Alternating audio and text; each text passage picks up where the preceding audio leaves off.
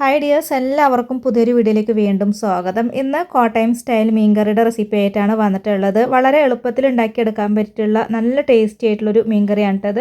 അപ്പോൾ നമുക്കിത് എങ്ങനെയാണ് തയ്യാറാക്കിയിട്ട് എടുക്കാമെന്ന് നോക്കാം. അപ്പോൾ ഈ ഒരു മീൻകറി ഉണ്ടാക്കിയെടുക്കാനായിട്ട് ഞാനിവിടുത്തെ ഒരു മൺചട്ടി അടുപ്പത്ത് വെച്ച് കൊടുത്തിട്ടുണ്ട്. ഇതിലേക്ക് ഞാൻ 3 ടേബിൾ സ്പൂൺ അളവിൽ വെളിച്ചെണ്ണയാണ് ഒഴിച്ച് കൊടുത്തിട്ടുള്ളത്. ഇത് നല്ലോണം ചൂടായിട്ട് വന്നു കഴിഞ്ഞാൽ പിന്നെ ഇതിലേക്ക് ഒരു 1/4 ടീസ്പൂൺ അളവിൽ ഉലുവ ചേർത്ത് കൊടുക്കാം. ഉലുവൊക്കെ ചേർത്ത് ഒന്ന് പൊട്ടി വന്നു കഴിഞ്ഞാൽ പിന്നെ ഇതിലോട്ട് വലിയൊരു കഷ്ണം ഇഞ്ചി നീളത്തിൽ കട്ട് ചെയ്തിട്ടുള്ളത് ഇട്ട് കൊടുക്കാം. കൂടെ തന്നെ ഒരു 10 അല്ലി വെളുത്തുള്ളി ചതച്ചത് കൂടെ ഇതിലേക്ക് ഇട്ട് കൊടുക്കുന്നുണ്ട്.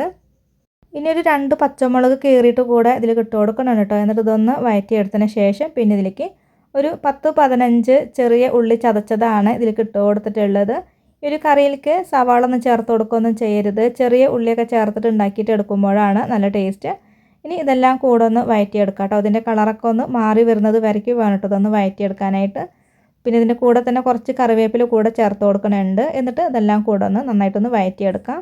നന്നായിട്ടൊക്കെ ഒന്ന് വഴറ്റിയിട്ട് ഇതിൻ്റെ കളറൊക്കെ നല്ലോണമൊക്കെ ഒന്ന് മാറിയിട്ട് നന്നായിട്ട് ഇങ്ങനെ മൂത്ത് വരുന്നത് വരയ്ക്ക് വേണം കേട്ടോ അതൊന്ന് വഴറ്റിയെടുക്കാനായിട്ട്. അപ്പോൾ ഞാനത് നല്ലോണമൊക്കെ ഒന്ന് വഴറ്റിയെടുക്കുന്നുണ്ടായിരുന്നു. ഇനി ഇതിലേക്ക് പൊടികൾ ചേർത്ത് കൊടുക്കുക. ഞാനിവിടെ 2.5 ടേബിൾ സ്പൂൺ അളവിൽ കാശ്മീരി ചില്ലി പൗഡറും 1/2 ടേബിൾ സ്പൂൺ അളവിൽ മഞ്ഞൾപ്പൊടിയാണ് ഇട്ട് കൊടുത്തിട്ടുള്ളത്. പൊടികളെല്ലാം ചേർത്ത് കുറച്ച് നേരം നല്ലോണമൊക്കെ ഒന്ന് വഴറ്റിയെടുക്കാം കേട്ടോ. ഈ ഒരു പൊടികളുടെ പച്ച സ്മെല്ലൊക്കെ ഒന്ന് പോണ വരയ്ക്ക് നന്നായിട്ട് ഒന്ന് വഴറ്റിയെടുക്കാം. അതിനുശേഷം പിന്നെ ഇതിലോട്ട് പുളിവെള്ളമാണ് ഒഴിച്ച് കൊടുക്കേണ്ടത്. അപ്പോൾ ഞാനിവിടെ നേരത്തെ തന്നെ കുടംപുളി വെള്ളത്തിലിട്ട് വെച്ചിട്ടുണ്ടായിരുന്നു. അപ്പോൾ ആ ഒരു കുതിർത്തിട്ടുള്ള ആ ഒരു വെള്ളത്തോട് കൂടിയിട്ടാണ് കേട്ടോ അതിലേക്ക് ഒഴിച്ച് കൊടുക്കേണ്ടത്. ഇനി നമുക്കിതിലേക്ക് വെള്ളമാണ് ഒഴിച്ച് കൊടുക്കേണ്ടത്. ഈ ഒരു കറി എത്രത്തോണ്ട് ലൂസിലാണ് വേണ്ടത് അതിനൊക്കെ അനുസരിച്ചിട്ടുള്ള വെള്ളം ഒഴിച്ച് കൊടുക്കട്ടെ. പിന്നെ നമ്മൾ മീൻ കഷ്ണങ്ങളൊക്കെ ഇട്ടിട്ട് വേവിച്ചെടുക്കൊക്കെ വേണ്ട. അപ്പോൾ അതിനൊക്കെ അനുസരിച്ച് വെള്ളം ഒഴിച്ച് കൊടുക്കുക.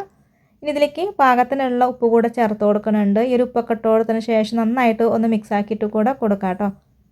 ഇതിലോട്ട് ഞാൻ മല്ലിപ്പൊടി ചേർത്ത് കൊടുക്കാനായിട്ട് വിട്ടുപോയിട്ട് അപ്പോൾ ആ ഒരു പൊടികൾ ചേർക്കുന്ന സമയത്താണ് മല്ലിപ്പൊടി ചേർത്ത് കൊടുക്കേണ്ടത്. 2 ടേബിൾ സ്പൂൺ അളവിലാണ് കേട്ടോ മല്ലിപ്പൊടി ഇട്ട് കൊടുത്തിട്ടുള്ളത്. മഞ്ഞൾപ്പൊടി മുളക് പൊടിയൊക്കെ ചേർത്തില്ലേ ആ ഒരു സമയത്ത് ഈ ഒരു മല്ലിപ്പൊടി ചേർത്ത് കൊടുത്താൽ മതി കേട്ടോ.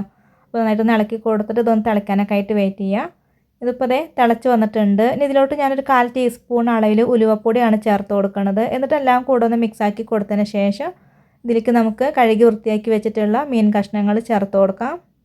ഇവിടെ 3 അയിലയാണ് ഇതിലേക്ക് ചേർത്ത് കൊടുക്കുന്നത്. അപ്പോൾ മീൻ കഷ്ണങ്ങളൊക്കെ ഇട്ട് കൊടുത്തതിന് ശേഷം പിന്നെ നമുക്കിത് നന്നായിട്ടൊക്കെ ഒന്ന് തിളപ്പിച്ചിട്ട് ഈ ഒരു കറി ഒന്ന് വറ്റിച്ചെടുക്കാം കേട്ടോ. മീനൊക്കെ നന്നായിട്ടൊക്കെ ഒന്ന് വെന്ത് വരട്ടെ. അപ്പോൾ ഈ ഒരു മീൻ കഷ്ണങ്ങളൊക്കെ ഈ ഒരു ചാറിലേക്ക് ഇതുപോലെ ഒന്ന് ആക്കി വെച്ച് കൊടുത്തതിന് ശേഷം അടച്ച് വെച്ചിട്ട് ഇതൊന്ന് വേവിച്ചെടുക്കാം. ഇപ്പോൾ കറി നല്ലോണം തന്നെ തിളച്ചിട്ട് ചെറുതായിട്ടൊന്ന് വറ്റി വന്നിട്ടുണ്ട് കേട്ടോ. അപ്പോൾ വീണ്ടും ഒന്നും കൂടെ ഈ ഒരു കറിയൊക്കെ ഒന്ന് വറ്റിച്ചെടുക്കണം കേട്ടോ. മീൻ കഷ്ണങ്ങളൊക്കെ ഒന്നും കൂടെ ഒക്കെ ഒന്ന് വേവിച്ചെടുക്കണം.